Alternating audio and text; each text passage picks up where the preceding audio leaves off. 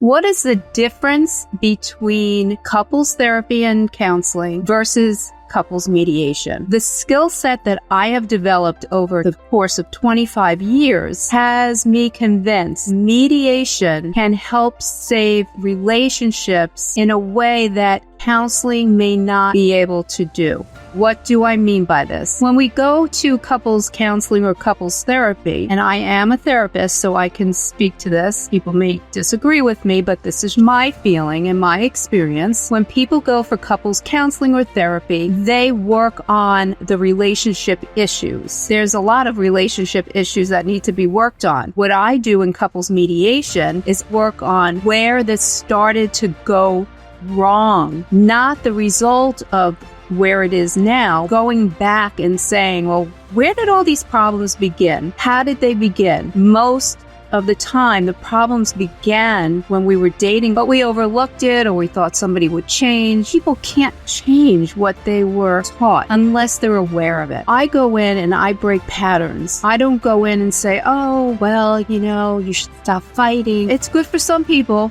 However, my clients learn to stop patterns that they've been repeating that's not good for communication. When it's not good for communication, you cannot possibly have a long-term marriage without really understanding why we feel a certain way. You can feel that way. It doesn't mean the other person's doing it intentionally to hurt you. We go back and we look at the past. We focus on what did you two learn in your childhood that you are now bringing into your relationship. Once we're able to establish that, the movement and progress is very profound. I am not knocking couples therapy or couples counseling. I've done it. I believe in it. But in my experience is that I can move people along a lot faster in mediation because as a mediator, I can say things that I may not say as a therapist. Let me help you learn this. It's something that you will take with you for the rest of your life. If you can't succeed in this relationship, you will not repeat the patterns in your next relationship. We can stop it. We can work on it. There's a learning curve. And then if you go back and do it all over again and you do the same thing, maybe you just don't want to change your patterns. But for those of you that do want to change your patterns, let me figure out with you where this stuff began,